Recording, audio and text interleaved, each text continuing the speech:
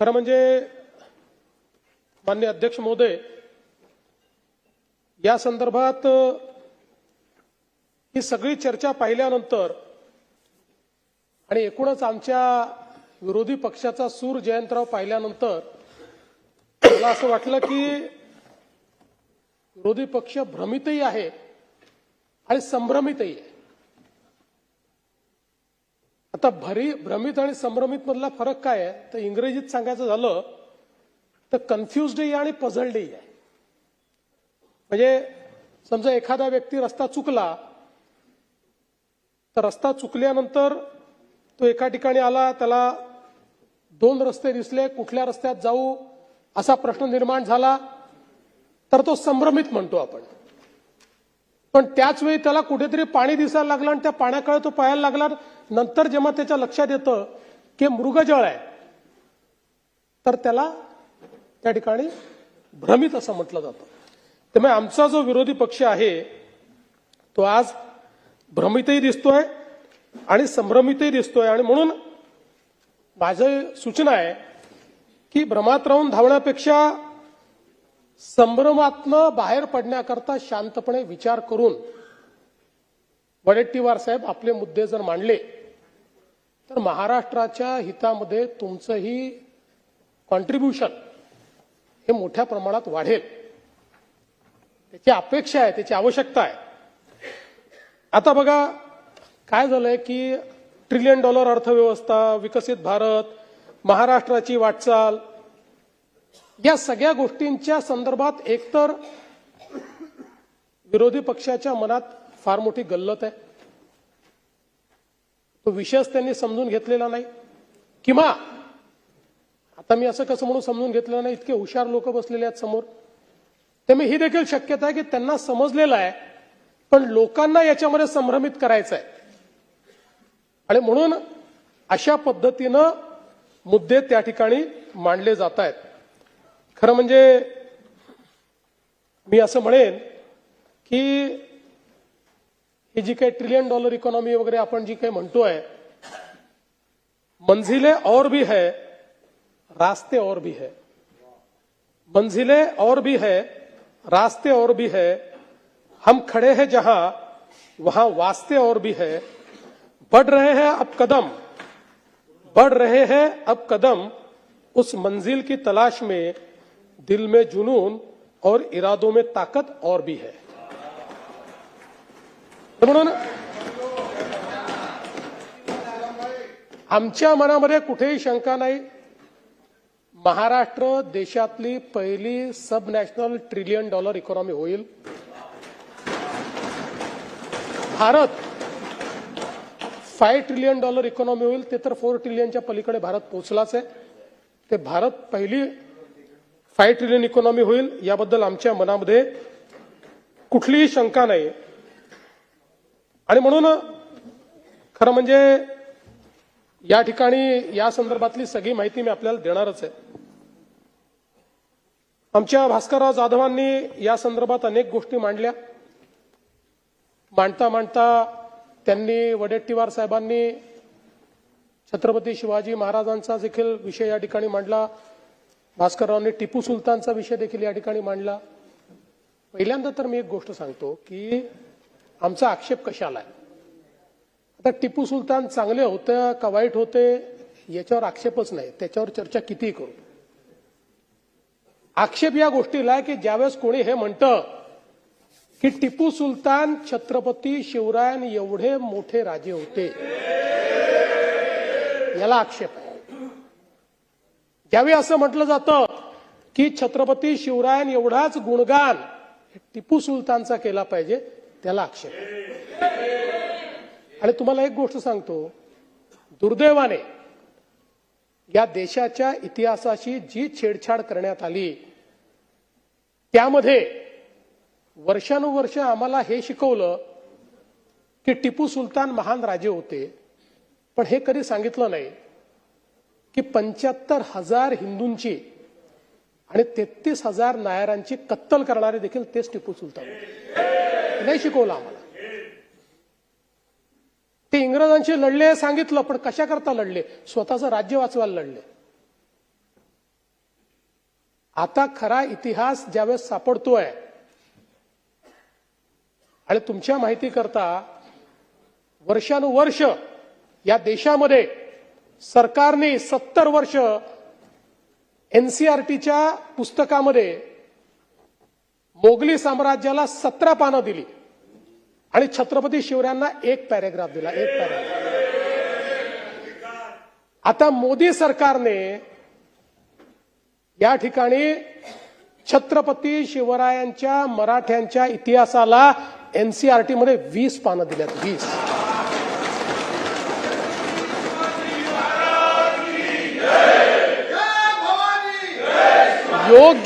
योग्य वेळी जर आपण नीट इतिहास शिकवला असता तर या देशातल्या एकाही मुसलमानाने औरंगजेबाला आपला हिरो म्हटलं नसतं. पण आपण खरा इतिहास काय आहे तो कधी शिकवलाच नाही आणि म्हणून मला त्याच्याकडे जायचं नाही. आपण पुन्हा $1 ट्रिलियन इकॉनॉमीकडे येऊ परत.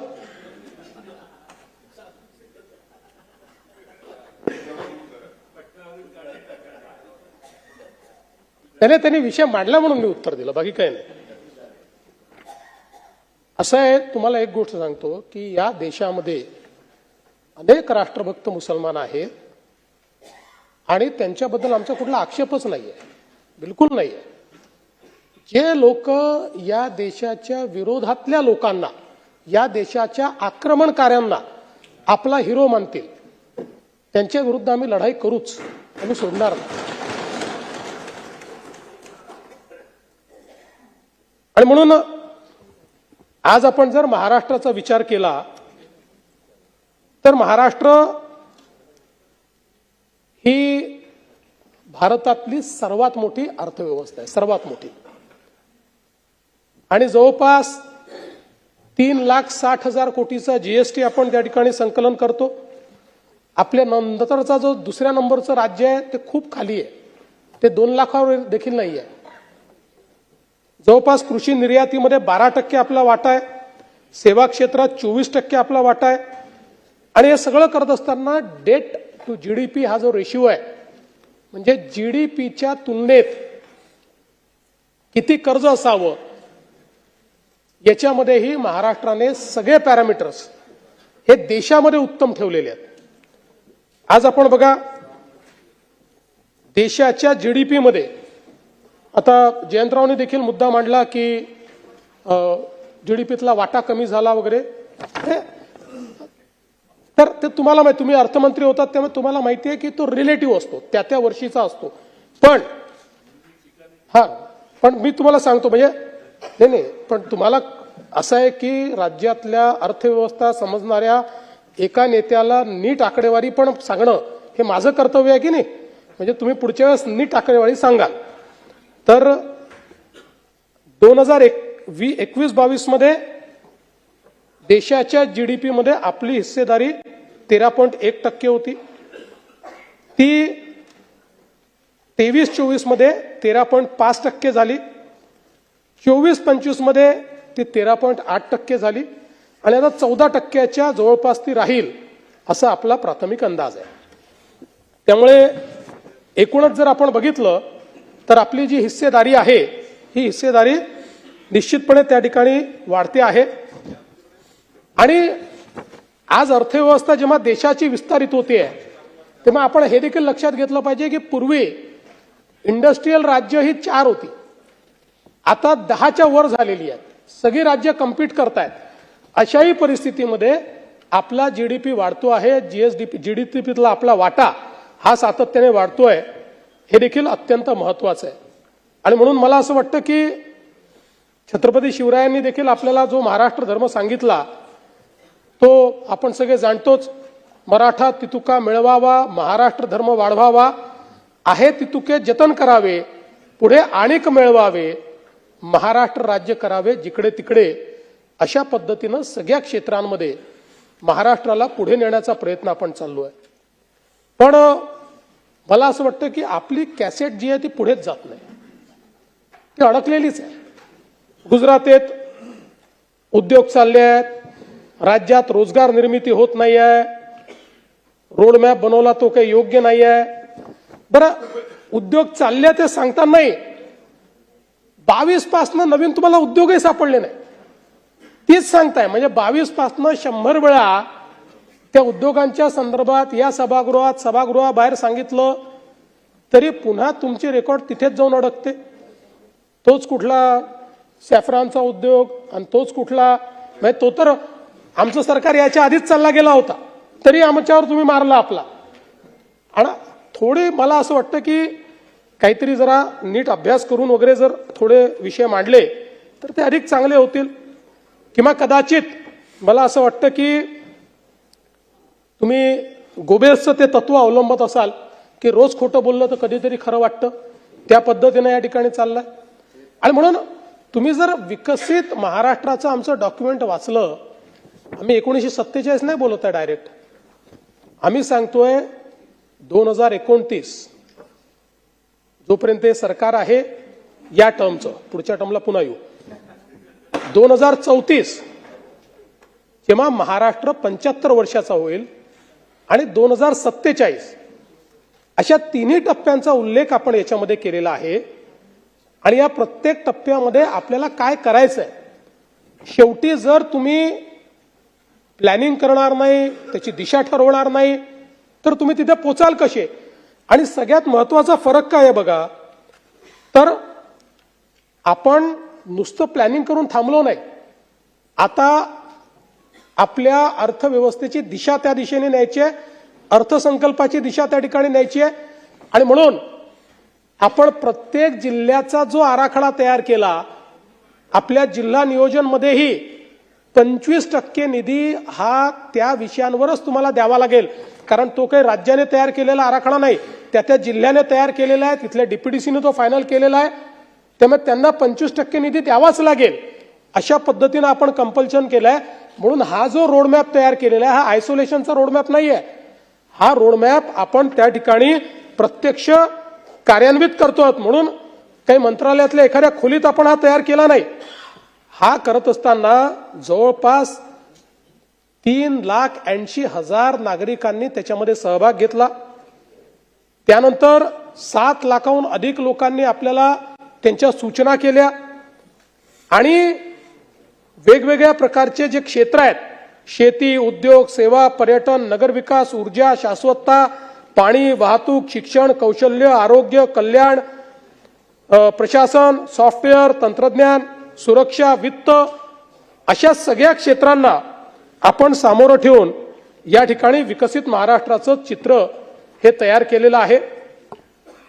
जवळपास 16 क्षेत्रीय गट, 40 पेक्षा अधिक विभाग आणि 200 पेक्षा अधिक तज्ज्ञ, उद्योग प्रतिनिधी, विचारवंत आणि एवढ्या नागरिकांचा आपण सहभाग घेतलाय. आणि याची उद्दिष्ट आपण काय ठेवली आहेत, 4 उद्दिष्ट ठेवली आहेत. प्रगतिशील, शाश्वतता, सर्वसमावेशकता आणि सुशासन, या 4 तत्वांवर एकूण 16 प्रमुख थीम आणि 100 उपक्रम हे यामध्ये आपण निश्चित केले आहेत.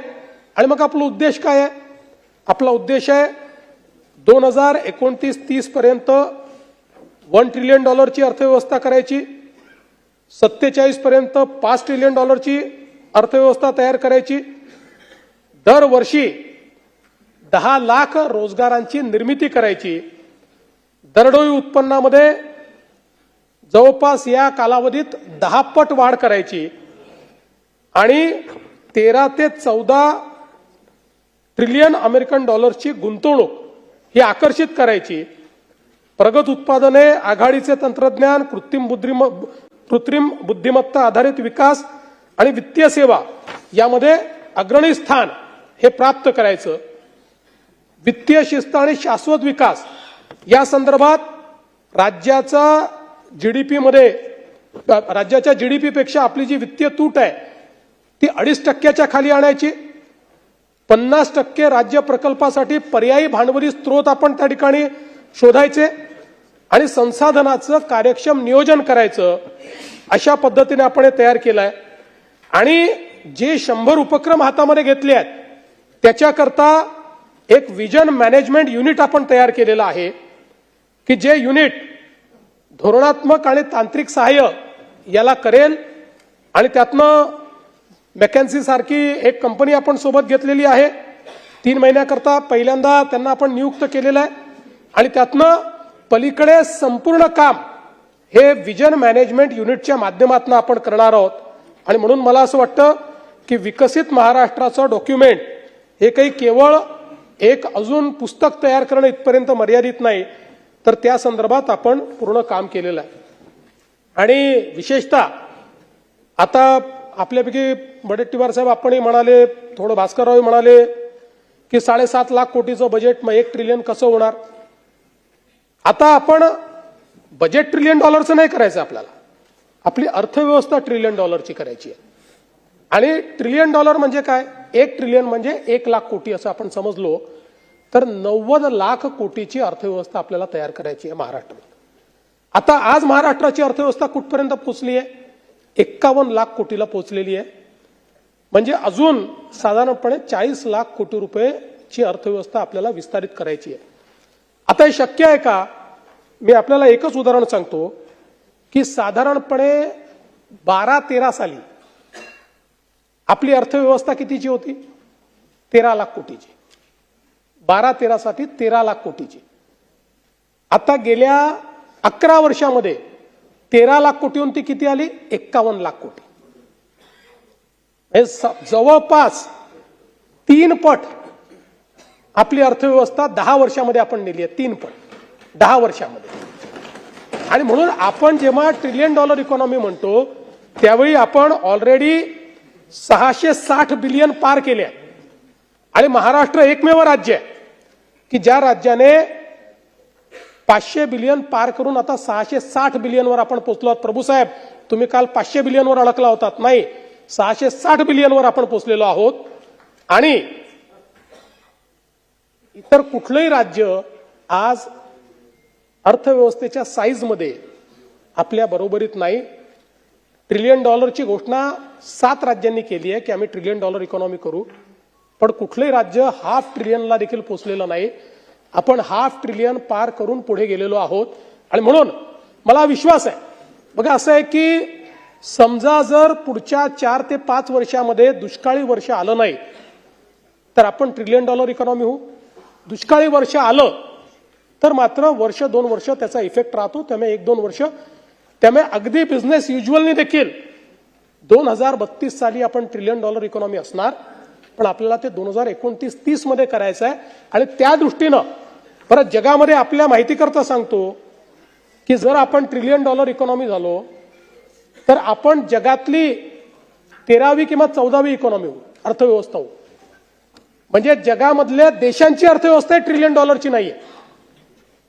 आजही बेल्जियम सारख्या देशा एवढी आता आपली अर्थव्यवस्था झाली आहे.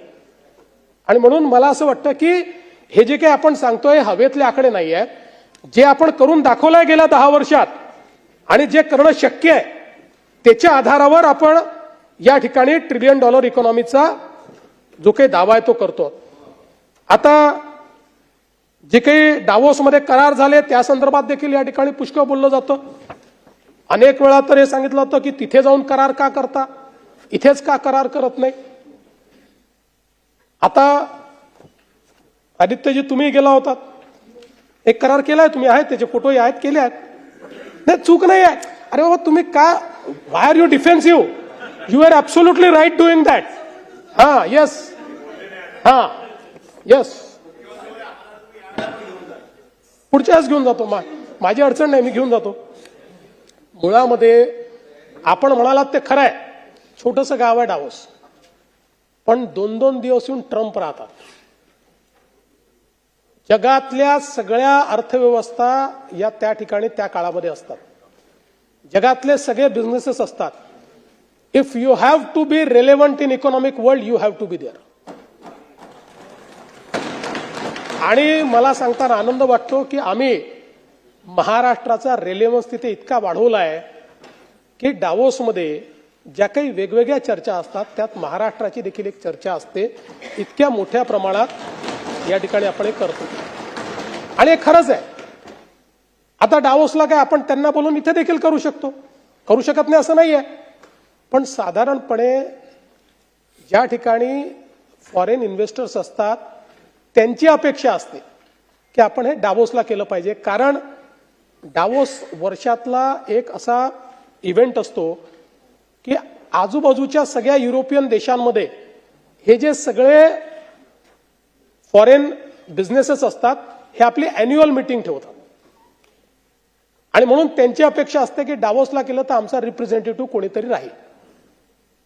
दुसरं असं आहे की आपण जर बघितलं तर थेट फॉरेन कंपनीज आपल्याकडे येत नाहीत. आपला इंडियन पार्टनर असतो पण त्याच्यामध्ये 60% 70% पैसा या फॉरेन कंपनीजचा असतो, त्या लावत असतात. किमान 30% तर असतोच. आणि आपण हा निर्णय केला होता की ज्याच्यामध्ये फॉरेन इन्व्हेस्टमेंट नाही तो आम्ही करार डावोसला करणार नाही. ज्याच्यात फॉरेन इन्व्हेस्टमेंट आहे तोच आम्ही डावोसला करू. आता मला सांगा, आपण सगळेच राज्य मोठ्या मोठ्या परिषदा घेतो इन्व्हेस्टमेंटच्या. का घेतो? आपापल्या मंत्रालयात बोलवलं पाहिजे आणि तिथे करार केला पाहिजे. कारण उत्सव केला की जास्त लोक येतात, उत्सव केला की त्याला प्रायमसी मिळते, उत्सव केला की आपल्या राज्याची ताकद लोकांपर्यंत पोहोचते, आपलं मार्केटिंग लोकांमध्ये होतं. आणि म्हणून या ठिकाणी डावोसला अशा पद्धतीने आपण हे करतो. मग काय नेमकं होतं डावोसचं, असाही प्रश्न योग्य आहे. आणि म्हणून मी सांगतो की पहिल्यांदा तर आपण हे लक्षात घेतलं पाहिजे की गुंतवणुकीचं सायकल काय. तर गुंतवणुकीचं सायकल आहे, तुम्ही एमओयू केल्यानंतर प्रोडक्शनला जाण्याकरता मॅक्सिमम उद्योग जे आहेत हे 5 वर्ष घेतात, मोठे उद्योग हे 7 वर्ष घेतात आणि काही उद्योग मात्र 2 वर्षात देखील प्रोडक्शनला जातात. म्हणजे एक उदाहरण आपल्याला सांगतो की 2025च्या डावोसमध्ये आपण छत्रपती संभाजीनगरमध्ये JSWच्या इलेक्ट्रिक व्हेकलचा करार केला. आता त्यांनी इतक्या वेगाने काम केलं की या जूनमध्ये त्यांची पहिली ईव्ही ही तयार होते छत्रपती संभाजीनगर. त्यामुळे मुळामध्ये हे जे काही म्हटलं होतं, मग तुम्ही 10 लाख रोजगार सांगता, 20 लाख मग आले कुठे, याचं सायकल आपण समजून घेतलं पाहिजे की, आणि हे अव्याहत आहे म्हणून दरवर्षी तुम्हाला करावे लागतील. आज जे आपण केलेले आहेत यातले काही 2 वर्षात येतील, काही 3 वर्षात येतील, काही 5 वर्षात येतील, काही 7 वर्षात येतील. आपण त्यांना इन्सेंटिव्ह देतो, ते इन्सेंटिव्ह काही एका वर्षात देत नाही, त्यांचं प्रोडक्शन आल्यानंतरच इन्सेंटिव्ह आपण त्यांना देतो. आणि म्हणून मला असं वाटतं की हे जर सायकल आपल्या लक्षात आलं. आणि मग काय झालंय आपलं, तर वेगवेगळ्या स्टेजेस असतात. यातला सगळ्यात गंभीर आपण इन्व्हेस्टरला कधी मांडतो की ज्यावेळेस तो इन्व्हेस्टर जागा घेतो आणि क्लिअरन्सेस घेतो, त्यावेळेस हे समजायचं की तो इज म्हणजे एक जेन्युइन इन्व्हेस्टर. तर अशा पद्धतीनं आपण जर अंमलबजावणीची टक्केवारी बघितली तर 2022ला जे करार केले होते यातल्या 98% करारामध्ये आपण त्या स्टेजला गेलो. म्हणजे दे आर सिरियसली इन्व्हेस्टिंग.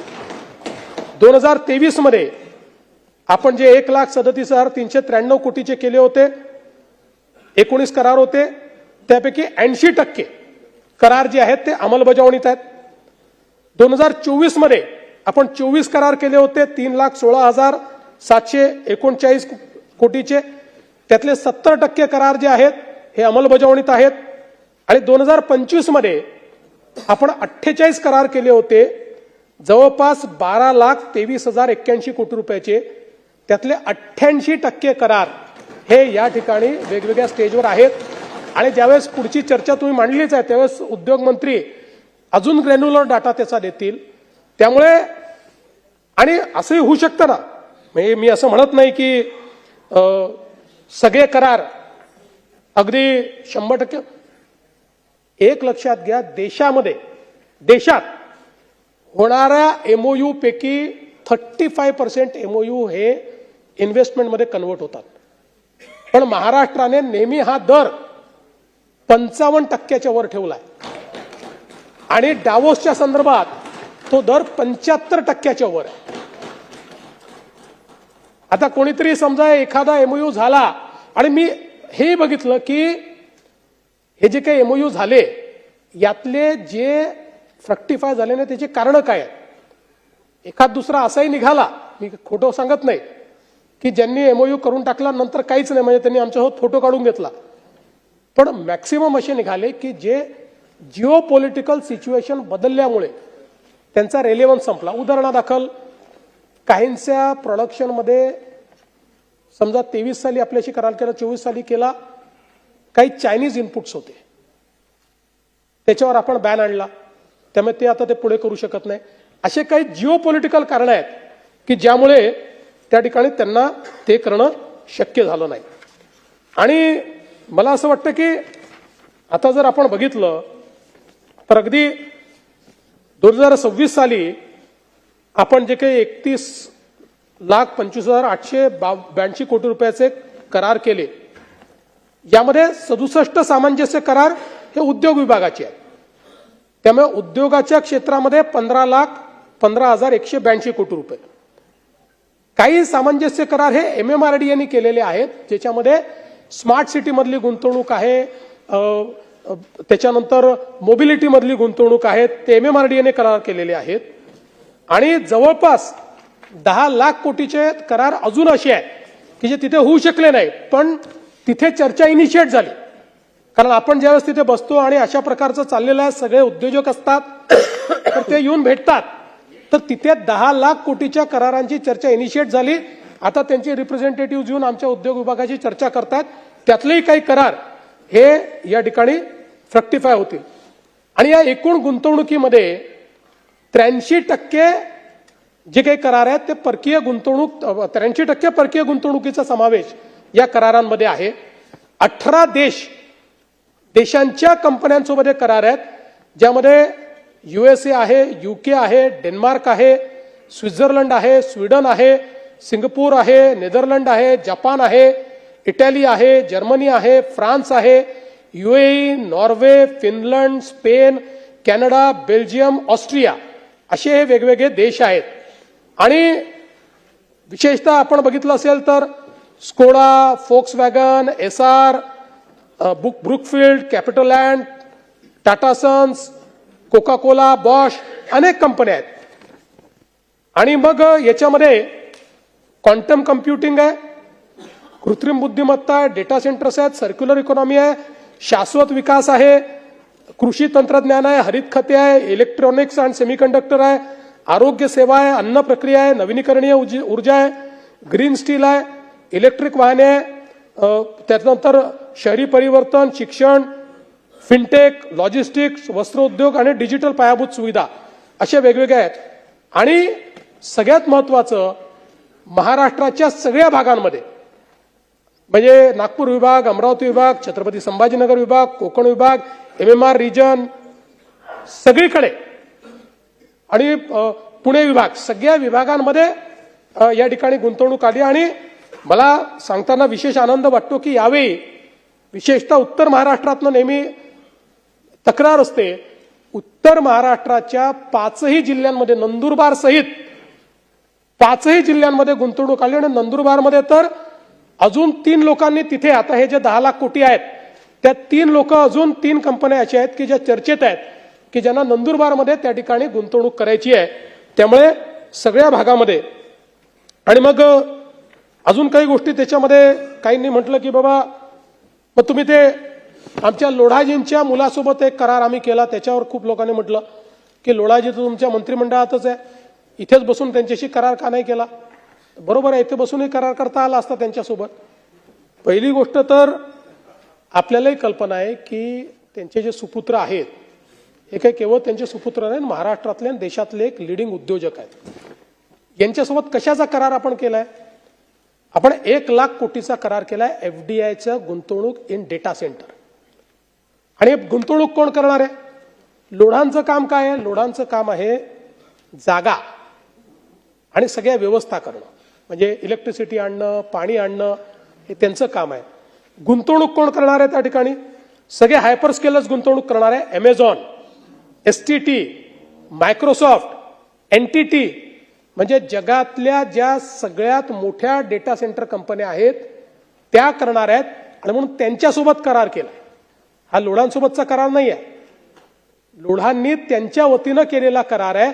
या सगळ्या कंपन्यांची गुंतवणूक त्याच्यामध्ये आहे.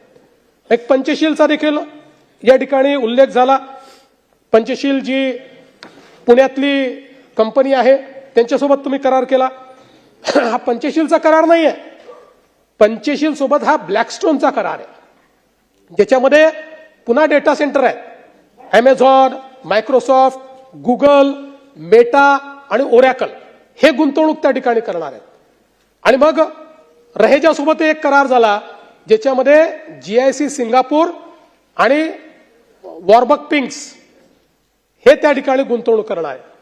त्यामुळे मला असं वाटतं की हे समजून न घेता जी काही टीका केली जाते की जणू काही आम्ही फिरायलाच त्या ठिकाणी गेलो आणि आता काहीतरी करायचं म्हणून काही कागदांवर सह्या करून आलो, असं नाहीये. Davos is a very serious business आणि तो सिरियस बिझनेस करून आम्ही त्या ठिकाणून येतो.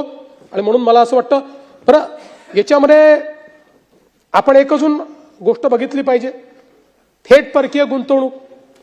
आता थेट परकीय गुंतवणुकीमध्ये महाराष्ट्र क्रमांक 1 वर आहे आणि देशाची एकूण जेवढी थेट परकीय गुंतवणूक आहे त्याच्या 39% गुंतवणूक एकट्या महाराष्ट्रात येते. बरं, याच्यामध्ये MOU आणि थेट परकीय गुंतवणुकीत फरक काय आहे? MOU हा इरादा आहे आणि FDIचे जे आकडे येतात ते RBI झालेली गुंतवणूक म्हणजे आलेले पैसे सांगतात. म्हणजे हा वादा नाही आहे, हा इरादाही नाही आहे.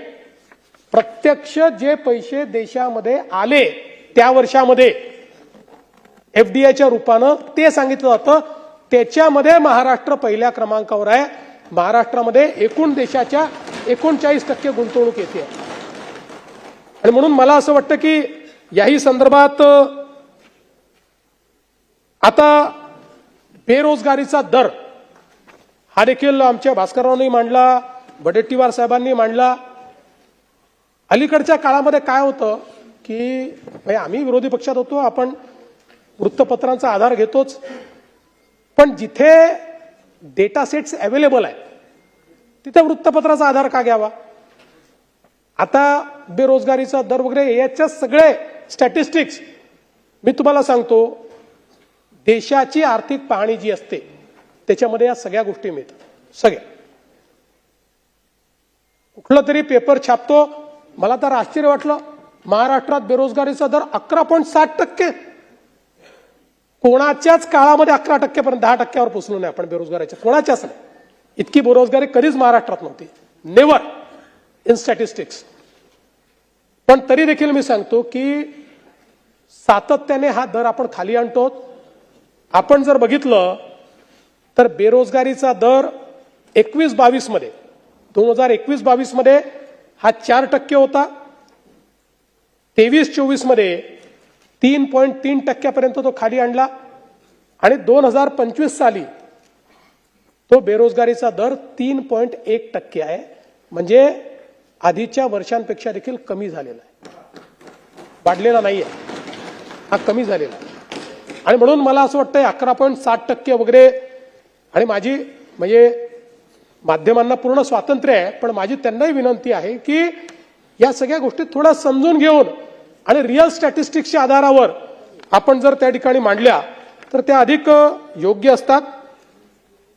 आता आपण सरकारी नियुक्त्यांच्या संदर्भात देखील या ठिकाणी बोललं गेलं की तुम्ही किती नियुक्त्या केल्या. मला सांगताना आनंद वाटतो. मला विचारा तुम्ही 75,000 घोषित केलं होतं, किती झाल्या?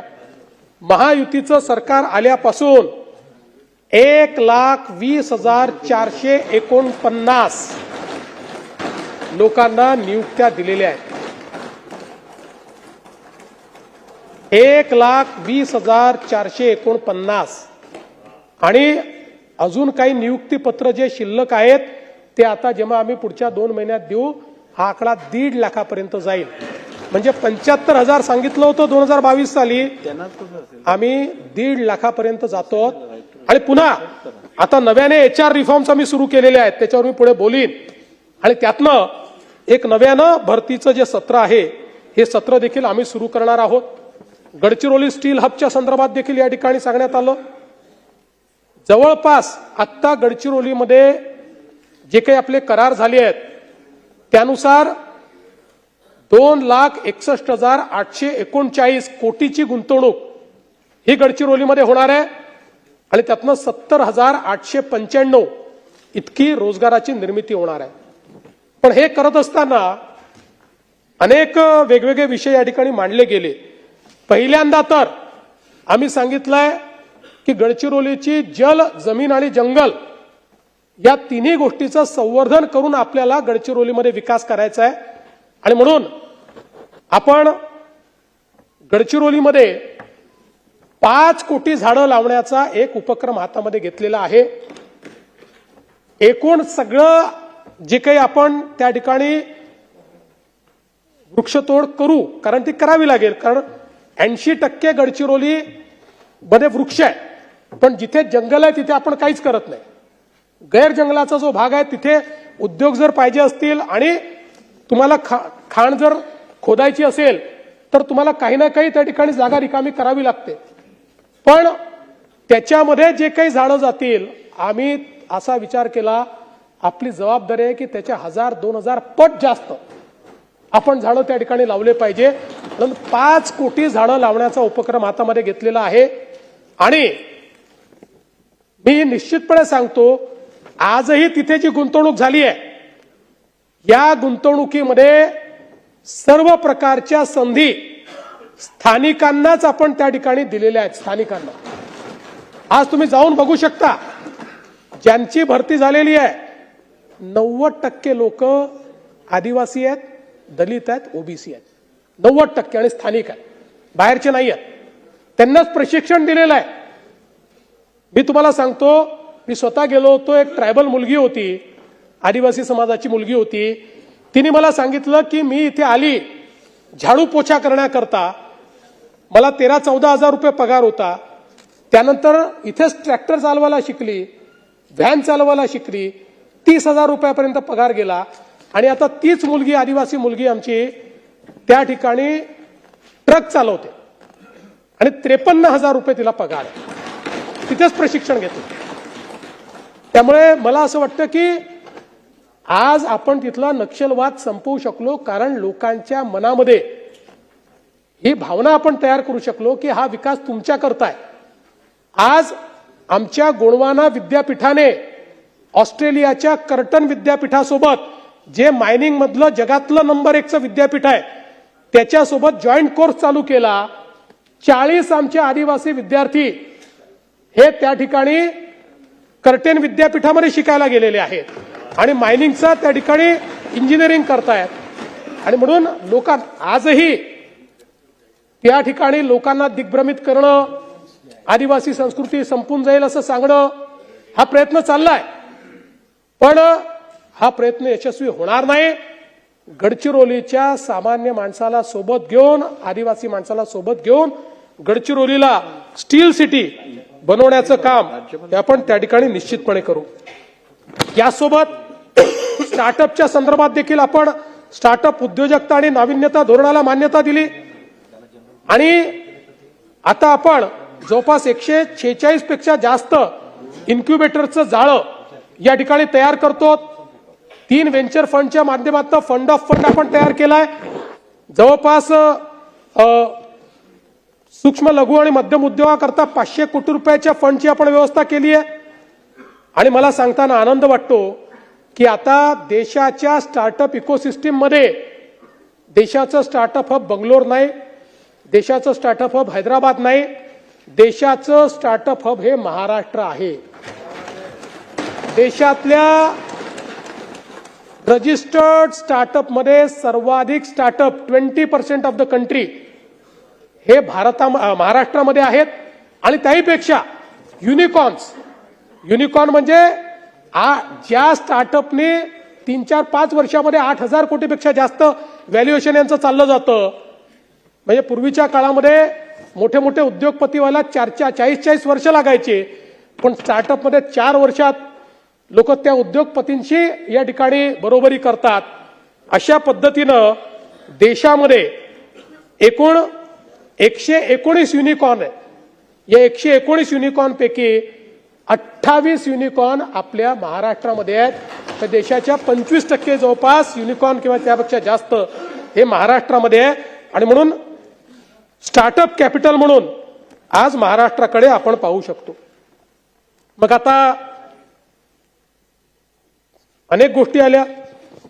जयंतरावनी तर 3 इडियट्स मधला डायलॉग देखील आम्हाला एक सांगितला. पण जयंतराव त्यातला दुसरा डायलॉग आहे, don't worry, all is well. All is well, all is वेल.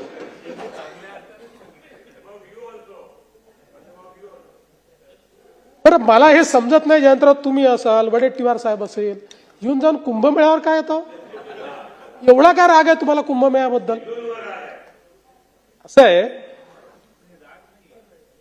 असं आहे की कुंभमेळा नाही, त्रुटी नाही, त्याच्यावर इतका पैसा का खर्च होता असं तुम्ही त्या ठिकाणी सांगितलं म्हणून सांगून देतो. कुंभमेळा हा दर 12.5 वर्षांनी येणारा हे जगातलं इनटेंजिबल हेरिटेज आहे. जगामध्ये इतक्या मोठ्या प्रमाणात कुठल्याही फेथमध्ये अशा प्रकारचा मेळावा होत नाही जो कुंभमेळा होतो. आणि म्हणून ही एक आपली इनटेंजिबल फेथ आहे. आणि याच्यामध्ये आपण जर बघितलं असेल तर कुंभमेळा एक असा आहे की ज्या ठिकाणी कोणी कोणाला जात विचारत नाही.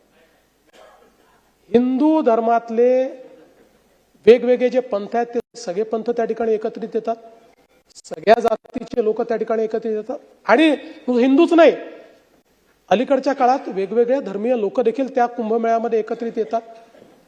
आणि मला असं वाटतं की आपण दुसऱ्या पद्धतीने जर बघितलं तर प्रयागराजमध्ये ज्यावेळेस आता कुंभमेळा झाला, म्हणजे आपण काही त्याचा गुंतवणुकीवर परताव्याचा रेशिओ बघत नाही, पण प्रयागराजला त्यांनी जेवढी गुंतवणूक केली ना त्यापेक्षा जास्त परतावा त्यांना मिळाला आणि तो परमनंट मिळत राहणार आहे.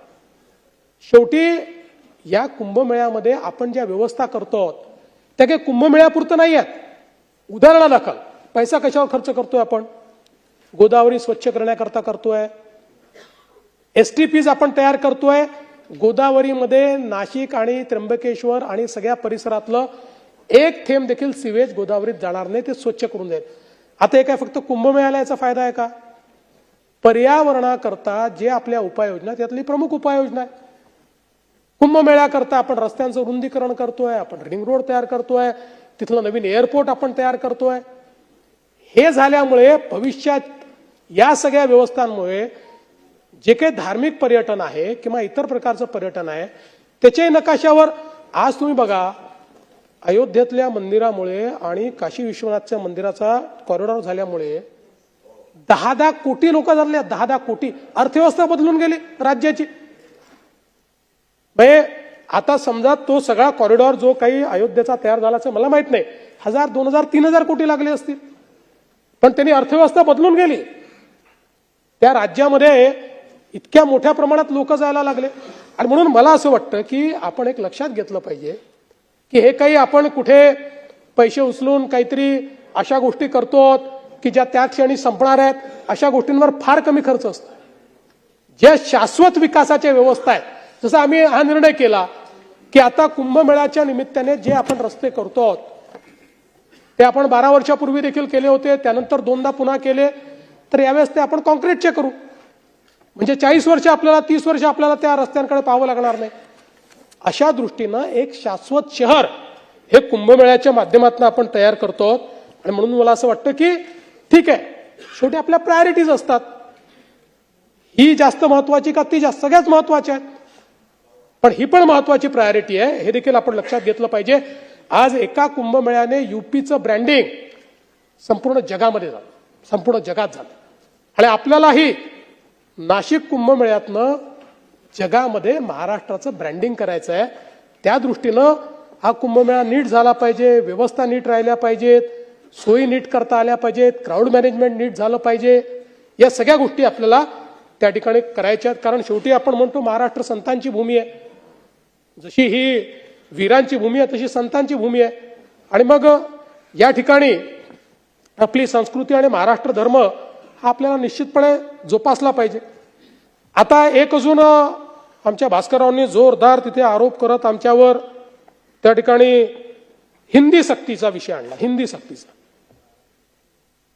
आता या संदर्भात वस्तुस्थिती मांडली गेली पाहिजे. काय आहे ती? 21 सप्टेंबर 2000 म्हणजे जेव्हा न्यू एज्युकेशन पॉलिसी आली, न्यू एज्युकेशन पॉलिसी आल्यानंतर त्यावेळेस माननीय उद्धवसाहेब ठाकरे हे राज्याचे मुख्यमंत्री होते.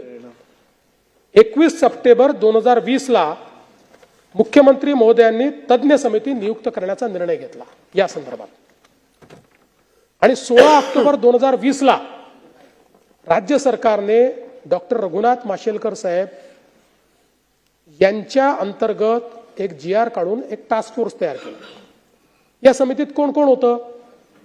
तर विद्यापीठ अनुदान आयोगाचे माजी अध्यक्ष सुखदेव थोरात साहेब होते, कुलगुरू पेडणेकर होते, SNDTच्या कुलगुरू शशिकला वंजारी होत्या, डॉक्टर बाबासाहेब आंबेडकर मराठवाडा विद्यापीठाचे कुलगुरू प्रमोद येवले होते, माजी कुलगुरू डॉक्टर राजन वेळुकर होते, माजी कुलगुरू डॉक्टर विलास सपकाळ होते, प्रोफेसर GD यादव होते, माजी आपले DY पाटीलचे कुलपती विजय पाटील होते, श्री नितीन पुजार होते, डॉक्टर अभय वाघ होते, निरंजन हिरानंदानी होते, भारत आहुजा होते, देवीदास गोल्हार होते, सिनेट सदस्य मिलिंद साटम होते, शिक्षण तज्ज्ञ अजित जोशी होते. आणि हे नाव मी मुद्दाम सांगतो की हे महत्वाचं नाव आहे.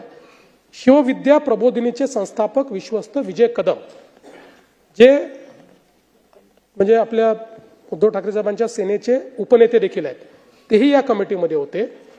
आणि उच्च शिक्षण संचालक धनराज माने असे लोक या कमिटीमध्ये होते. अशी 18 लोकांची कमिटी होती. म्हणजे आता कमिटीमध्ये काय आपण त्यांची आडनावं पाहण्याचं कारण नाही, तरी 16 लोक त्यातले मराठी होते या कमिटीमध्ये. आणि मग 14 सप्टेंबर 2021 रोजी या समितीने माननीय मुख्यमंत्री उद्धवसाहेब ठाकरे यांना 101 पानाचा अहवाल सादर केला. त्याचे फोटो माझ्याजवळ आहेत, त्याचं ट्विट देखील महाराष्ट्र सरकारने केलेलं आहे, अहवाल स्वीकारतानाचा फोटो त्याच्यामध्ये आहे. आणि मग त्यानंतर त्याच्यावर माननीय उद्धवजींनी निर्देश दिले की समितीने सादरीकरण केले आणि शिफारसी सूचनांची त्वरित अंमलबजावणी करण्याची कारवाई राज्य सरकारच्या वतीनं करण्यात येईल असे त्या ठिकाणी सांगितलं. आणि तो फोटो आहे, त्या फोटोमध्ये अनेक लोक आहेत, म्हणजे संजय राऊत साहेब देखील दिसत आहेत. 15 सप्टेंबर 2021ला या ठिकाणी त्याची बातमी वगैरे आहे, जाऊ द्या त्याच्यात. त्याच्यावर मग माननीय मुख्यमंत्री महोदय असं म्हणाले, बदलत्या काळात डिजिटल शिक्षण, परदेशी भाषांचे शिक्षण आवश्यक आहे, त्यामुळे या शिफारसीप्रमाणे लवकरात लवकर अंमलबजावणी करून महाराष्ट्राला शैक्षणिकदृष्ट्या प्रगतीपथावर ठेवण्यासाठी सर्व उपाययोजना करण्यात येतील. किती चांगलं त्यांनी सांगितलं.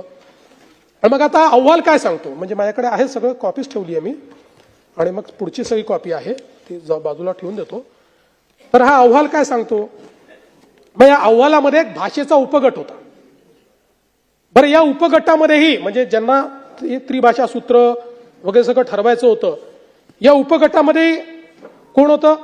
शिवविद्या प्रबोधिनीचे संस्थापक विश्वस्त आणि बाळासाहेब ठाकरे IAS अकॅडमीचे श्री विजय कदम, जे अर्थातच शिवसेना उद्धव ठाकरे गटाचे उपनेते आहेत.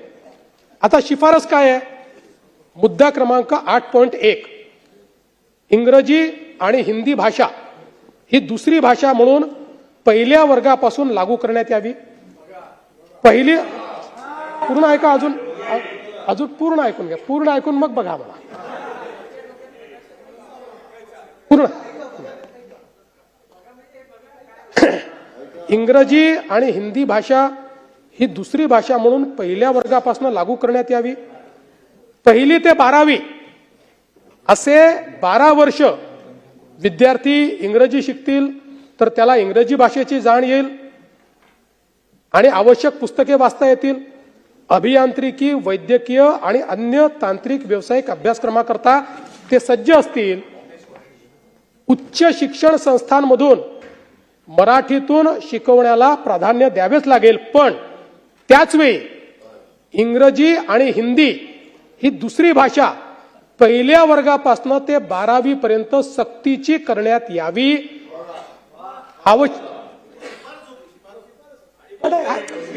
पूर्ण एक आणि मी आहे ना बाबा, थांबा.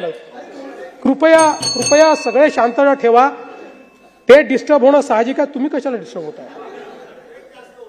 नाही आपले हा नाही नाही तर त्यावेळी मग पुन्हा सांगतो, इंग्रजी व हिंदी ही दुसरी भाषा पहिल्या वर्गापासून 12वी पर्यंत सक्तीची करण्यात यावी.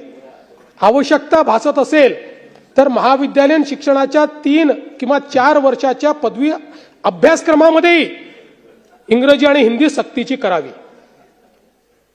आता अहवाल स्वीकारला की नाही स्वीकारला हा प्रश्न आहे की नाही? आता अहवाल होता, बरोबर आहे. 14 सप्टेंबर.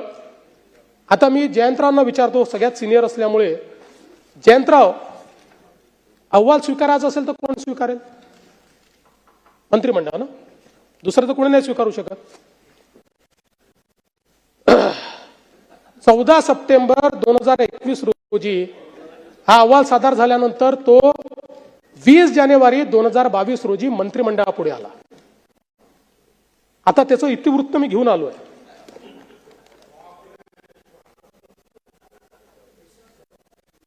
आणि नाही नाही असं नाही. विषय क्रमांक 5 नाही विषय क्रमांक 5 डॉक्टर माशेलकर समितीचा अहवाल अवलोकनार्थ सादर. सदर धोरणाची अंमलबजावणी करण्यासाठी कार्यगट स्थापन.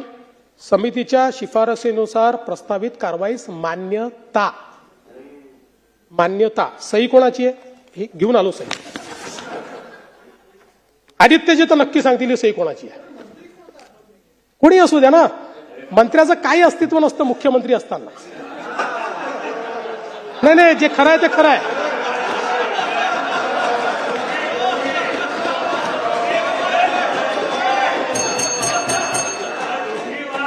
तुम्ही तुम्ही तुम्ही तुम्ही वेगळ्या पद्धतीने आनंदित होताय, पण मी सत्य तुम्हाला सांगतो की जेव्हा एखाद्या कॅबिनेटमध्ये मुख्यमंत्री असतात त्यावेळेस मुख्यमंत्रीच सर्वेसर्वा असतात, इतर कोणी नसतो. मी जेव्हा तुम्हाला सांगतो, मी जेव्हा उपमुख्यमंत्री होतो तेव्हा मी जरी उपमुख्यमंत्री होतो तरी एकनाथ शिंदे साहेबच सर्वेसर्वा होते आणि त्यांच्या अंडरच मी काम केलेलं आहे. हा, तर पुन्हा एकदा त्यामुळे डिस्टर्ब होऊ नका. त्यामुळे सही कोणाची आहे? बरं ते सोडून द्या. नाही इथे संपत नाही. एक मिनिट असं नाही. थांबा जरा. हा, त्याच्यानंतर त्याच्या पुढच्या आठवड्यात मिनिट्स फायनलायझेशनला येतात. पहिले आपण मान्यता देतो, मग काही आपलं राहिलं असेल चुकलं असेल तर सुधारण्याची आपल्याला संधी असते. ती संधी आपल्याकडे होती. ती संधी परत बघा तुम्ही. तीच सही आहे. मिनिट्सवर सही आहे. म्हणजे काय स्वीकारलं राज्याने हे लक्षात घ्या. आणि या राज्यामध्ये भुजबळ साहेब तुम्ही तर इतके सिनियर आहात, सगळ्यात सिनियर आहात, 85 पासून आहात. मंत्रिमंडळापेक्षा मोठा कोणीही नाही, मुख्यमंत्री नाही. ते मंत्रिमंडळ काय स्वीकारताय? इंग्रजी आणि हिंदी ही दुसरी भाषा पहिल्या वर्गापासूनच 12वी पर्यंत सक्तीची करण्यात यावी, ही शिफारस माननीय उद्धवजी ठाकरेंच्या मंत्रिमंडळाने स्वीकारली. आता त्याचे पुढे जाऊन सांगतो, एकदा मंत्रिमंडळाने एखादी गोष्ट स्वीकारल्यानंतर GR काढण्याकरता मंत्र्याकडे जातं का? नाही जात. एकदा कारण मंत्रिमंडळामध्ये GR सहित आपण मान्यता देतो, त्यानंतर त्याची कारवाई खाली होते सगळी. तशा पद्धतीनं तुम्ही जे काढलं होतं, आमचं सरकार आलं तरी ते आमचे अधिकारी कदाचित हुशार असतील, त्यामुळे त्यांनी 1ली ते 12वी असं कुठेही सक्तीचं काढलं नाही. त्यांनी 1लीपासनं हिंदी शिकवण्यात यावी याचा आधार घेऊन त्रिभाषा सूत्राचा GR काढला. आणि आम्हाला काय ठोकलाय. म्हणजे मला कधी कधी आश्चर्य वाटतो की सगळं आपण करून म्हणजे करून सरून भागले देवपूजेला लागले.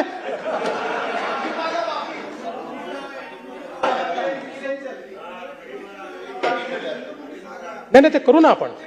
नाही नक्की करू. मला सांगायचं एवढंच आहे की बरं पुन्हा त्याच्यावर आमचे राजसाहेब त्यांच्यासोबत गेले आणि दोघांनी सांगितलं देवेंद्र फडणवीसांमुळे. मला याचा आनंद आहे. या सभागृहाच्या आपल्या कामकाजातही आलं पाहिजे की देवेंद्र फडणवीसांमुळे दोन भाऊ एकत्रित आले. याचं क्रेडिट मला घ्यायचं आहे. मी त्याच्याबद्दल आनंदी आहे. पण सगळं करायचं तुम्ही आणि ठोकायचं आम्हाला.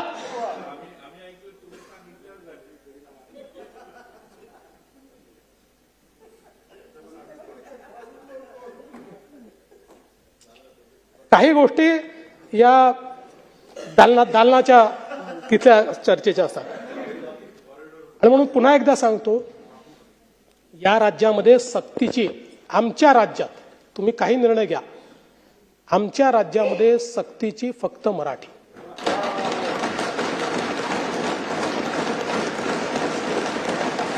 इतर ज्या भाषा शिकल्या पाहिजेत त्या कुठल्या वर्गातनं घ्यायच्या, कशा घ्यायच्या. एक गोष्ट आपण लक्षात ठेवा की बहुभाषिक असणं हे महत्वाचं असतं. वेगवेगळ्या भाषा शिकल्याने मेंदूचा विकास देखील जास्त होतो. जगामध्ये आपण रेलेव्हंट राहतो. नाही असं नाही, प्रश्न तो नाही. कोणी कुठल्या शाळेत शिकावं, म्हणजे आता राज्यातल्या मराठी माध्यमाच्या शाळा बंद पडत असल्याबाबत आता हा प्रश्नच आहे ना. म्हणजे हा मलाही विचारला पाहिजे, तुम्हालाही विचारला पाहिजे, यांनाही विचारला पाहिजे. आपण सगळे आपल्या मुलांना इंग्रजी शाळेत शिकवतो आणि इथे आपण सगळे चर्चा करतो मराठी शाळा बंद पडतायत. हा प्रश्न आहे ना. याच्या पाठीमागे नुसतं आपली भावना असून फायदा नाहीये. जोपर्यंत आपण, आणि म्हणून मी पुन्हा पंतप्रधानांचा आभार मानेन की पहिल्यांदा माननीय पंतप्रधान मोदयांनी इंजिनिअरिंग मेडिकल पासून सगळं शिक्षण मातृभाषेत घेण्याची तरतूद केली.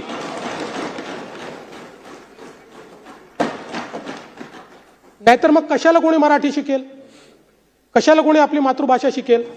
आणि म्हणून हे जे काही पुरे हे आकडे इतक्या कॉन्फिडेंटली येतात कुठून मला समजत नाही. 2000 मराठी शाळा बंद करणार, 65,000 मराठी शाळा बंद पडल्या. मी आकडेवारीच घेऊन आलोय. आता आपण जर बघितलं तर या ठिकाणी आपल्याकडे ज्या काही शाळा होत्या त्या शाळांचा जर आपण एक विचार केला तर त्या शाळा कुठेही बंद पडलेल्या मला दिसत नाही. मराठी शाळा थोड्या काही बंद पडल्या असतील, पण एकूण आपण जर बघितलं तर आजही आमच्याकडे 84% शाळा ज्या आहेत या मराठी माध्यमाच्या आहेत. आणि या शाळांमध्ये एकूण 70% विद्यार्थी हे आमचे शिकतायत. जवळपास 16,000 शाळा त्यातल्या अर्थसहाय्यित आहेत, स्वयंअर्थसहाय्यित आहेत. आणि इंग्रजी शाळा ज्या आहेत त्याच्यामध्ये 65 लाख विद्यार्थी या ठिकाणी शिकतायत. आपला प्रयत्न आहे शेवटी मराठी शाळा ज्या आहेत या मराठी शाळांसोबत आपण मागे आपल्या सरकारने निर्णय घेतला की इंग्रजी देखील आपण शिकवू, जेणेकरून लोक मराठी शाळेतनं बाहेर पडणार नाहीत. पण मी तुम्हाला एक सांगतो की थोडा जर प्रयत्न केला तर मागच्या काळात, आणि आता पुन्हा मी तुम्हाला दाखवून देईल, मागच्या काळामध्ये मला आठवतं 2017-18 साली याच सभागृहात मी सांगितलं होतं जवळपास 50,000 मुलं खाजगी शाळा सोडून जिल्हा परिषदेच्या शाळेत परत आले होते. त्यामुळे आपण जर आपल्या शाळांचा दर्जा नीट ठेवला तर आजही लोकांची आपल्या शाळेमध्ये येण्याची इच्छा आहे. पण हे जे काही 2000 मराठी शाळा बंद करणार, 65,000 मराठी शाळा बंद पडल्या वगैरे जी आकडेवारी आलेली आहे ही पूर्णपणे कपोल कल्पित अशा प्रकारची आकडेवारी आहे. सीमावादाच्या संदर्भात देखील या ठिकाणी विषय आला. खरं म्हणजे याच्यामध्ये एक गोष्ट लक्षात घेतली पाहिजे की मी आता याच्या इतिहासात जाणार नाही. हे काही सीमावाद युती सरकारच्या काळात सुरू झाला की 1-2 वर्षात चालू झाला असं नाहीये. याला एक इतिहास आहे. आणि सीमावाद एक असा आहे की ज्याच्यावर आपल्या सगळ्यांचं मत एक आहे. आपल्यापैकी कोणाचे दुमत नाही याच्यामध्ये. आपल्याला कल्पना आहे एक मोठा लढा या संदर्भात उभारला गेला. अनेक या सदनातले सदस्य भुजबळ साहेब आहेत, आमचे शिंदे साहेब आहेत, हे देखील त्या काळामध्ये जेलमध्ये गेले त्याच्यामध्ये. त्यामुळे जी काही त्याची आपण समिती तयार केलेली आहे त्या समितीने सांगितलेल्या सगळ्या गोष्टी आपण केल्या, सगळा अभ्यास पुरवला, त्यांना जे काही द्यायचं होतं ते दिलं, जे आपल्याला वकील सांगितले ते वकील आपण त्या ठिकाणी उभे केले. आता दुर्दैवाने सुप्रीम कोर्टामध्ये जेव्हा जेव्हा 3 वेळा असं झालं की जेव्हा जेव्हा ही केस लागते 3 जजपैकी किमान एक जज एक तर महाराष्ट्रातला असतो नाही तर कर्नाटकातला असतो. आणि या केसचा नियम असा आहे की हे त्यांच्या तत्वांप्रमाणे 3ही जज हे कर्नाटक किंवा महाराष्ट्रातले नको, नाहीतर मग काहीतरी बायस तयार होईल. आणि म्हणून सातत्याने हा दावा लावून घेण्याकरता आपला प्रयत्न चाललेला आहे. आणि त्याच्या व्यतिरिक्त आपल्याला माहिती आहे की आपण बऱ्याचशा योजना चालवतो. जयंतरावनी काही मागणी देखील केली, काही जागा वाढवल्या पाहिजे. जरूर त्याचा विचार आपण करू आणि त्या जागा सीमावर्ती भागातल्या लोकांकरता कशा वाढवता येतील याचा प्रयत्न आपण करू. शेतकऱ्यांच्या संदर्भात देखील अनेक गोष्टी या ठिकाणी सांगितल्या. आणि मग हे सांगितलं की तुम्ही जो काही 1 रुपयात पीक विमा आहे ती पद्धत बदलली. खरं आहे, आम्ही बदलली. तर आम्ही पहिला प्रयोग केल्यानंतर आमच्या असं लक्षात आलं की 1 रुपयात पीक विमा आहे म्हणून अनेक लोक 3-3, 4-4 ठिकाणी विमा काढत होते.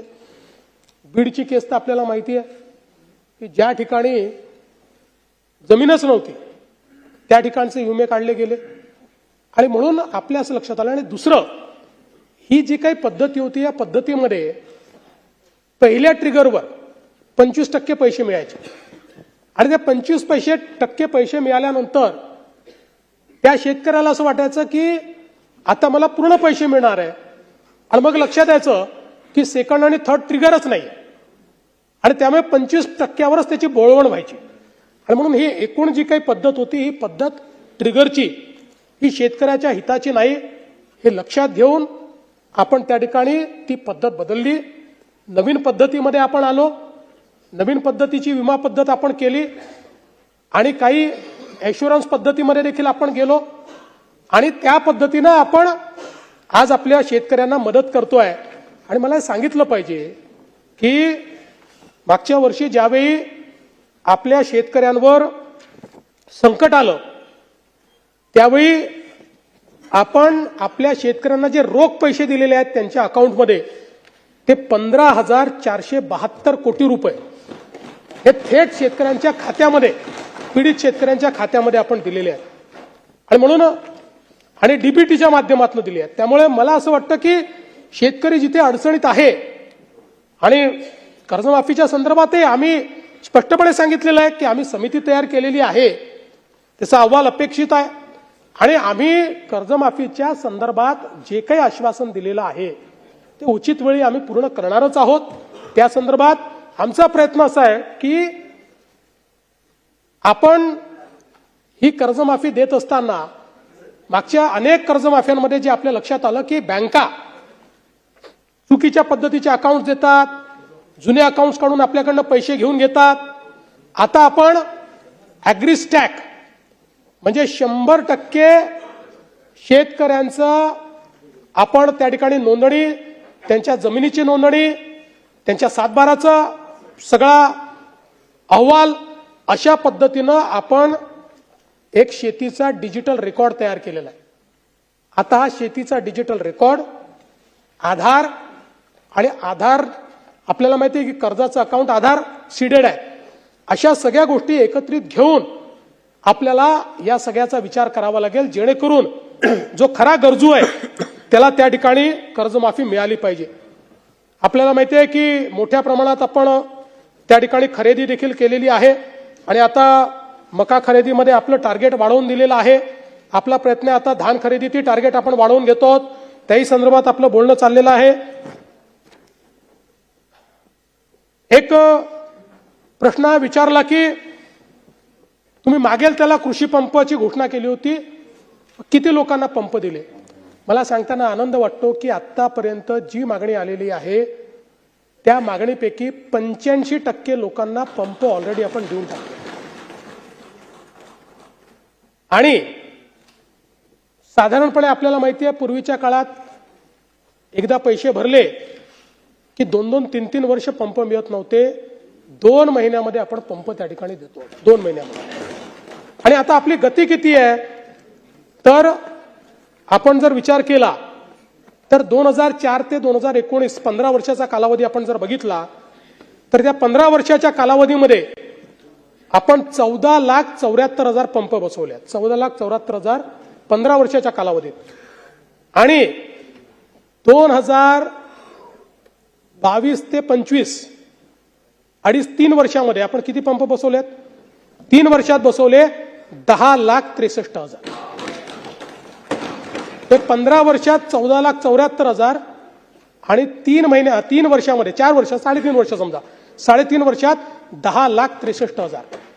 त्यामुळे आणि आपल्याला माहिती आहे आपण तर आता एका महिन्यामध्ये 50,000 पंप बसवण्याचा गिनीज बुक ऑफ वर्ल्ड रेकॉर्डमध्ये आपली नोंदणी ही त्या ठिकाणी झालेली आहे. आणि मला हे सांगितलं पाहिजे की आता ॲव्हरेज 40,000 पंप पर मंथ आपण त्या ठिकाणी लावतो. MSEDCLचं टार्गेट पूर्ण झालेलं आहे. कुसुंबीचं मेडाचं 2,80,000 पंप लागलेत. फक्त 33,000 पंप हे त्या ठिकाणी बाकी आहेत. आणि आपण जी काही त्या ठिकाणी शेतकऱ्यांना वीज बिल सवलत दिलेली आहे त्याच्या अंतर्गत मागील हे जे सरतं वर्ष आहे या सरत्या वर्षामध्ये वीज बिलाच्या सवलतीपोटी राज्य सरकारला 23,000 कोटी रुपयाचा खर्च आलाय. 23,000 कोटी म्हणजे हे 23,000 कोटी रुपयेचे जे विजेचे बिल आहेत ते आपण माफ केलेले आहेत. जे शेतकऱ्याकडनं वसूल झाले असते ते आपण त्या ठिकाणी शेतकऱ्यांना माफ करण्याचं काम केलं आहे. आज खरं म्हणजे त्याची सगळी माहिती देऊन मी आपला वेळ घेणार नाही. आज सिंचनाच्या क्षेत्रामध्ये देखील राष्ट्रीय जल पुरस्कार 2024 यामध्ये महाराष्ट्र शासन महाराष्ट्र राज्य हे बेस्ट स्टेट म्हणून सर्वोत्तम राज्य म्हणून आपल्याला केंद्र सरकारने त्या ठिकाणी पुरस्कार दिलेला आहे. आणि त्याचसोबत आपल्याच राज्यातली कानिफनाथ पाणी वापर संस्था नाशिक याला द्वितीय क्रमांकाचा पुरस्कार मिळालेला आहे संस्थात्मक कॅटेगरीतनं. आणि महानगरपालिका कॅटेगरीतनं नवी मुंबई महानगरपालिकेला सर्वोत्कृष्ट शहर स्थानिक संस्था अशा पद्धतीचं पारितोषिक या ठिकाणी मिळालेलं आहे. आणि एकूणच सिंचन आणि पाणी वापर याच्यामध्ये महाराष्ट्र देशातलं बेस्ट राज्य म्हणून महाराष्ट्राला केंद्र सरकारने हा पुरस्कार या ठिकाणी दिलेला आहे. आज मी मगाशी सांगितलं की राज्याने ई कर्करोग धोरण देखील या ठिकाणी तयार केलं आणि त्याच्यामध्ये त्रिस्तरीय N1, L2 आणि L3 अशा आपण उपचार सेवा तयार करतो महाकेअर फाउंडेशनच्या माध्यमातून. आणि या माध्यमातून मोठ्या प्रमाणात कॅन्सरची व्यवस्था ही आपण उभी करणार आहोत. काही मुद्दे काही सदस्यांनी देखील मांडलेले आहेत. मी थोडक्यात जेवढ्या मुद्द्यांचा आढावा घेता येईल तेवढा घेण्याचा प्रयत्न करतो. त्यामध्ये भास्कररावांनी इंदू मिलच्या स्मारकाच्या बद्दलचा मुद्दा उपस्थित केला होता. आता याच्यामध्ये स्ट्रक्चरल कामं 100% पूर्ण आहेत. प्रवेशद्वार इमारत 96% पूर्ण आहे. व्याख्यान वर्ग 98% पूर्ण आहे. ग्रंथालय 99% पूर्ण आहे. प्रेक्षागृह 92% पूर्ण आहे. आणि आता 230 फुटाचं पर्यंत पुतळ्याचं काम पूर्ण झालेलं आहे. आणि यावर्षी 400 कोटी रुपयाची आर्थिक तरतूद करण्यात आलेली आहे. आणि हे काम लवकरात लवकर पूर्ण करण्याचा प्रयत्न आपला त्या ठिकाणी सुरू आहे. गिरणी कामगारांच्या घराच्या संदर्भातला एक विषय सुनील प्रभूंनी मांडला होता. तर त्याही संदर्भात 13,453 सदनिकांचं काम आपण पूर्ण केलेलं आहे. आणि आता मागच्या काळामध्ये मुंबईच्या आसपास जे घरं आपण गिरणी कामगारांना देणार होतो त्या संदर्भातली एक मोठी स्कीम मंजूर झाली आहे. लवकरच त्याचं भूमिपूजन आपण करणार आहोत. आणि त्यातनं मोठ्या प्रमाणात जी काही घरं आहेत ती घरं त्या ठिकाणी मिळतील. एक केंद्र सरकारच्या जमिनीवरच्या झोपड्यांच्या संदर्भात विषय मांडण्यात आलेला होता. त्या संदर्भात काही ठिकाणी आपल्याला आता NOC मिळते, काही ठिकाणी NOC मिळवण्याचा प्रयत्न आपण करतो. त्यासोबत आता जे जशी येतील तसे सांगतो.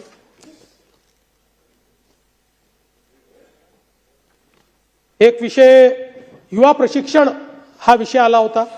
ज्यावेळी आपण हा प्रशिक्षणाचं धोरण घोषित केलं होतं त्याचवेळी आपण सांगितलं होतं की 11 महिन्याकरता प्रशिक्षण आहे आणि म्हणून आपण साधारणपणे आपल्या मुलांना कुठेही नोकरीला गेले तुमच्याकडे काय अनुभव आहे हा विचारला जातो आणि असा अनुभव नसल्यामुळे त्यांना नोकऱ्या मिळत नाही. म्हणून जवळपास लाखभर मुलांना आपण वेगवेगळ्या विभागांमध्ये 11 महिने काम दिलं आणि त्यांना सर्टिफिकेट दिलं की हे काम यांनी केलं आहे. ते कुठे नोकरीला जातील तर त्यांच्याकडे एक राज्य सरकारमध्ये काम केल्याचं सर्टिफिकेट असेल. पहिल्याच दिवशी आपण क्लिअर कट सांगितलं होतं कोणालाही आपल्याला बॅकडोर एंट्री देता येणार नाही. त्यामुळे प्रशिक्षण कालावधी संपल्यानंतर त्यांना दुसरीकडेच नोकरी पाहावी लागेल. त्यामुळे त्या संदर्भात मला असं वाटतं की कुठलंही कन्फ्युजन असू नये. कोणीतरी सांगितलं, मला वाटतं भास्करराव बोलले की आमच्याकडे काहीतरी रेकॉर्ड आहे, तर माझ्याकडे नक्की तो रेकॉर्ड पाठवा तुम्ही, किंवा ती काही क्लिप आहे. ज्या मंत्र्यांनी म्हटलं असेल की यांना परमनंट करतो त्या मंत्र्याचा प्रस्ताव राज्यपालांकडेच पाठवतो.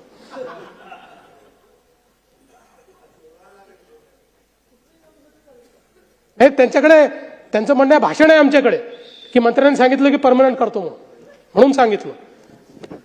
त्यानंतर एक विषय वडेट्टीवार साहेबांनी दीनदयाल उपाध्याय रोजगार मेळाव्याचा केला होता. 24-25 मध्ये 767 रोजगार मेळावे आयोजित केले. या मेळाव्याला 7,273 उद्योजक होते.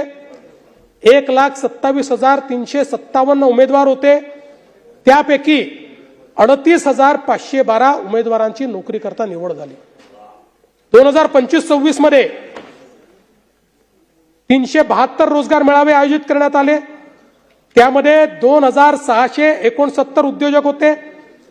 1,29,657 उमेदवार होते. त्यापैकी 24,101 लोकांची नोकरी करता निवड करण्यात आली. त्यामुळे मला असं वाटतं की या संदर्भात आपण जर बघितलं तर हे अतिशय यशस्वी होत आहेत. जयंतरावांनी एक मुद्दा विद्यार्थी संरक्षण मानदंड तक्रार निवारण धोरणाच्या संदर्भात केला होता, मानसिक आरोग्याच्या संदर्भात. तर या संदर्भात महाराष्ट्र विद्यार्थी संरक्षण आणि मानसिक कल्याण धोरण 2025 बाबतचा अहवाल शासनाने स्वीकारला आहे. सर्व विद्यापीठांना विद्यार्थ्यांच्या आत्महत्या रोखण्याकरता उपाययोजना करण्यासाठी आणि त्यांच्या मानसिक आरोग्याला प्राधान्य देण्यासाठी त्या ठिकाणी निर्देश देण्यात आलेले आहेत. त्या संदर्भात एक टास्क फोर्स देखील तयार करण्यात आलेला आहे आणि तो टास्क फोर्स आता प्रत्येक विद्यापीठाने काय काय कारवाई केलेली आहे या संदर्भातली माहिती हा टास्क फोर्स देतोय. आझमी साहेबांनी यंत्रमागाच्या वीज दराच्या संदर्भात सांगितलं, तर मला सांगताना आनंद वाटतो की आपण वीज दर जो आहे त्याच्यातली सवलत आपण कायम ठेवलेली आहे. 27 अश्वशक्तीपेक्षा कमी याला आपण प्रति युनिट जी सबसिडी देतोय ती ₹4.77 आहे. 27 अश्वशक्तीपेक्षा जास्त पण 201 अश्वशक्तीपेक्षा कमी याला ₹4.15 आपण सवलत देतोय. आणि 201 व त्यापेक्षा जास्त अश्वशक्तीचे यंत्रमाग ग्राहक आहे त्यांनाही ₹2 सवलत देतोय. या पाठीमागे जवळपास 1,894 कोटी रुपये आपण सवलत ही त्या ठिकाणी दिलेली आहे. उमेद मॉलच्या संदर्भात अनेक लोकांनी विषय उपस्थित केला. या संदर्भातला निर्णय झालाय. पहिल्या टप्प्यामध्ये पुणे विभागात सातारा, पुणे, कोल्हापूर, सोलापूर, कोकण विभागात रत्नागिरी आणि ठाणे म्हणजे खेड आणि अंबरनाथ, नाशिक विभागात जळगाव, छत्रपती संभाजीनगर विभागात बीड, छत्रपती संभाजीनगर, धाराशिव या ठिकाणी, अमरावती विभागात यवतमाळ आणि अकोला आणि नागपूर विभागात वर्धा आणि नागपूर या जिल्ह्याचा समावेश आहे. पहिल्या टप्प्यात तिथे आपण यावर्षी सुरू करतो. पुढच्या टप्प्यात सगळे जिल्हे जे आहेत ते आपण या ठिकाणी कव्हर करणार आहोत. रेशीम उद्योगाच्या संदर्भात देखील माहिती मी संबंधित सदस्यांना कळवून देईन. दुसरं, शिष्यवृत्तीच्या संदर्भात या ठिकाणी सांगितलं की त्याचा लाभ मिळत नाही, म्हणून मी सांगतो 23-24 मध्ये उच्च शिक्षणाच्या ज्या काही आपल्या सवलती आहेत यात जेवढ्या लोकांनी अर्ज केला त्यापैकी 95.58% लोकांना आपण रक्कम वितरित केली. 24-25 मध्ये 91.89% लोकांना आपण वितरित केली. या वर्षीचं वितरण आता चाललेलं आहे। त्यानंतर आपण जर आपली दुसरी बघितली योजना, पंजाबराव देशमुख वसतिगृह निर्वाह भत्ता योजना आणि राजश्री शाहू महाराज शिक्षण शुल्क शिष्यवृत्ती योजना, 23-24 मध्ये 98% विद्यार्थी आणि 24-25 मध्ये 96% विद्यार्थ्यांना, म्हणजे ज्यांनी मागणी केली त्यांना त्यांच्या खात्यामध्ये ऑलरेडी शिष्यवृत्ती मिळाली आहे। यावर्षी ही 52% आतापर्यंत मिळाली आहे, पण आपण 90%च्या वरच त्या ठिकाणी जाऊ। त्यानंतर निर्वाह भत्त्यामध्ये देखील तीच परिस्थिती आहे, त्यामुळे आता हे सगळं सांगत नाही, पण मला एवढंच सांगायचं आहे की जी शिष्यवृत्ती आपण या ठिकाणी कबूल केलेली आहे ती शिष्यवृत्ती आपण निश्चितपणे पूर्ण केलेली आहे। एक विषय एसीबीच्या संदर्भात देखील आला आणि मग सांगितलं जातं की महाराष्ट्र त्याच्यात नंबर 1 आहे वगैरे। मुळामध्ये आपल्या राज्यामध्ये आपण झिरो टॉलरन्स पॉलिसी ठेवलेली आहे। सर्वात जास्त छापे एसीबीचे महाराष्ट्रामध्ये आपण मारतो, सगळ्यात जास्त, आणि हे चालूच राहणार आहे। कारण तक्रार आली तर त्याचं व्हेरिफिकेशन करायचं आणि व्हेरिफिकेशन केल्यानंतर त्याच्यावर कारवाई करायची। मग कोणीतरी मांडलं की मंत्र्याला अधिकार आहेत की नाही, मंत्र्याच्या कार्यालयामध्ये कसं करता? माझ्याही कार्यालयातल्या एखाद्या व्यक्तीची तक्रार आली तर मला न विचारता एसीबी कार्यालयामध्ये जाऊन त्याला ट्रॅप करू शकते।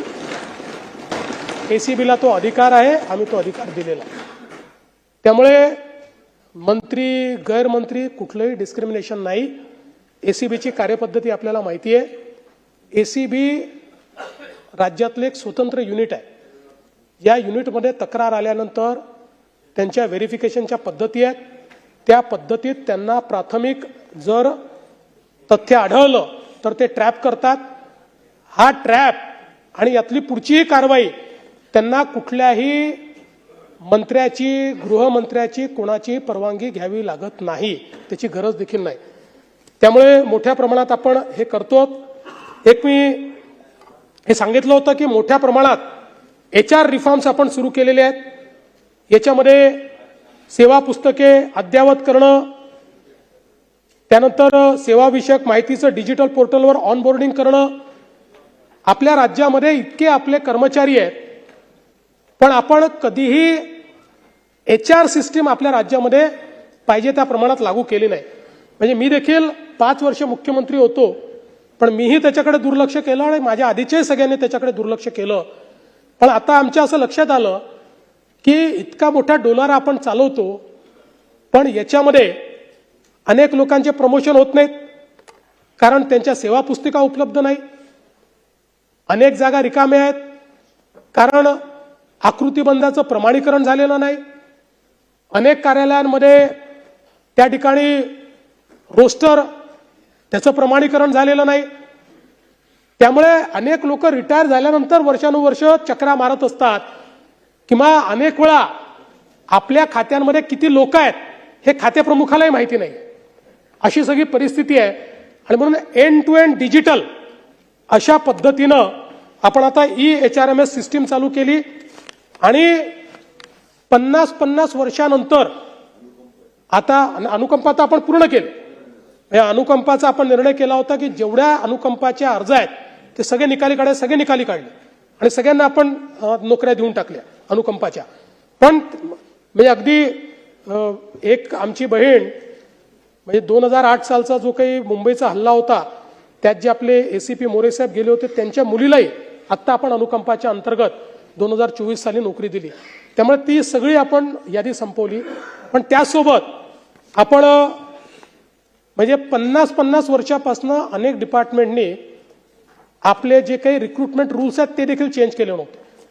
आता 50 वर्षापूर्वी एखादा इंजिनियर आणि आजचा इंजिनियर यांच्या कामात, क्वालिफिकेशनमध्ये खूप बदल झालेला आहे, टेक्नॉलॉजीत बदल झालेला आहे।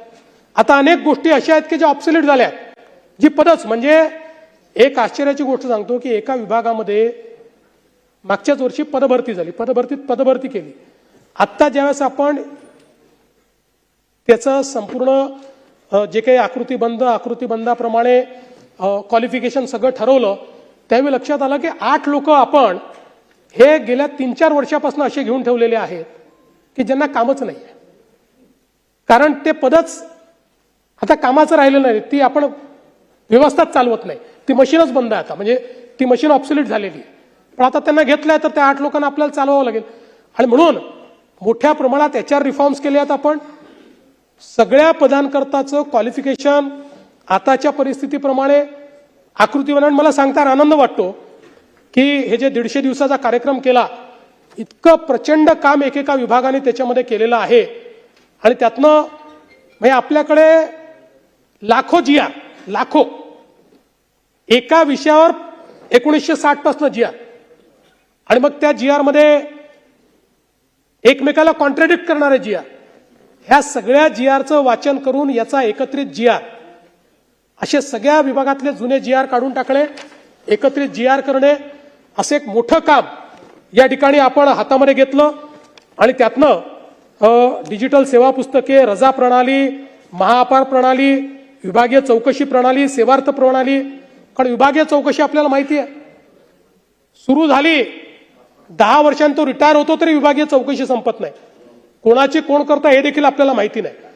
त्याच्यामुळे याही संदर्भात कंप्लीट डिजिटायझेशन आपण केलंय. पेन्शन प्रणाली सगळ्या एकात्मिक अशा पद्धतीचे, म्हणजे एक माणूस आहे त्याची सेवा पुस्तिका, त्याच्यावर दिलेल्या शिक्षा, त्याच्यावर चौलवसले चौकशी, त्याचं पेन्शनचं अकाउंट सगळं एका सिंगल क्लिकवर उपलब्ध असेल. त्यामुळे त्याही माणसाला डिपार्टमेंट टू डिपार्टमेंट, अनेक लोक म्हणतात की आता आमचे शेवटचे 6 महिने राहिले आहेत तर आम्हाला तुम्ही मंत्रालयात पोस्टिंग द्या. कशाकरता मागतात माहिती आहे? सगळ्या आपल्या फायली जमा करून आपलं पेन्शन मिळालं पाहिजे, नाही तर 2-4 वर्ष पेन्शन मिळणार नाही. तर या सगळ्या गोष्टी आता एकात्मिक एका क्लिकवर डिजिटली आपण करतो आहोत. AIचा देखील उपयोग आपण त्याच्यामध्ये करतो. फेज 1 मध्ये मंत्रालयीन विभाग सगळे आपले अधिकारी ते करतायत. फेज 2 मध्ये क्षेत्रीय पातळीवर महाआस्था प्रणाली आपण सुरू केली आहे, ज्याच्यामध्ये ई-सेवा पुस्तक, ई-आदेश, ई-रजा, मोबाईल ॲपच्या माध्यमातून सगळ्या नोंदी आपल्याला बघता येतील. आणि मोठ्या प्रमाणात हे काम आपण सुरू केलेलं आहे. मंत्रालयातल्या प्रशासकीय जे विभाग आहेत याच्यामध्ये आतापर्यंत 4803 कर्मचाऱ्यांपैकी 3619 कर्मचाऱ्यांचं जे काही सेवा पुस्तिका आहे त्याचं डिजिटायझेशन करण्यात आलेलं आहे. आणि मला असं वाटतं की याच्यामुळे पुढच्या काळामध्ये मोठ्या प्रमाणात शासकीय नोकर भरती देखील आपल्याला करण्याकरता या ठिकाणी एक त्याचा फायदा होईल. आणि ती देखील आम्ही पुढच्या काळामध्ये जाहीर करणार आहोत. मोठ्या प्रमाणात या एकदा जागांचं सगळं आमचं नियमन झालं की मोठ्या प्रमाणात आपण ती देखील करणार आहोत. खरं म्हणजे आज वीर सावरकरांचा आत्मसमर्पणाचा दिवस आहे. आणि ते नेहमी असं म्हणायचे की तयारीत शांतता आणि अंमलबजावणीत धाडस दाखवा. मला असं वाटतं की त्यांनाही अभिवादन करताना याच विचाराने आपलं महाराष्ट्र आज या ठिकाणी काम करतोय. आणि म्हणून मी या ठिकाणी सांगेन, खुद से जीतने की जिद है मेरी, खुद से जीतने की जिद है मेरी, मुझे खुद को ही हराना है. खुद से जीतने की जिद है मेरी, मुझे खुद को ही हराना है. मैं भीड़ नहीं हूं दुनिया की, मेरे अंदर भी एक जमाना है. आणि म्हणून आपल्या सगळ्यांचा साथ घेत, सगळ्यांचा सहभाग घेत महाराष्ट्रापुढची जी आव्हानं आहेत ती आव्हानं पेलण्याचा प्रयत्न हा राज्याचं सरकार करेल. आणि महाराष्ट्र हा पुढेच जात राहील हा विश्वास आपल्या सर्वांना देतो. आणि माझं बोलणं संपलं. खेळ, मनोरंजन आणि देशभरातील महत्त्वपूर्ण बातम्या आणि माहितीपूर्ण व्हिडिओ पाहण्यासाठी प्राईम मराठीला सबस्क्राईब करा. व्हिडिओ आवडल्यास लाईक करा, मित्रांसोबत शेअर करा आणि आपली प्रतिक्रिया कमेंटद्वारे अवश्य कळवा. पाहत रहा प्राईम मराठी.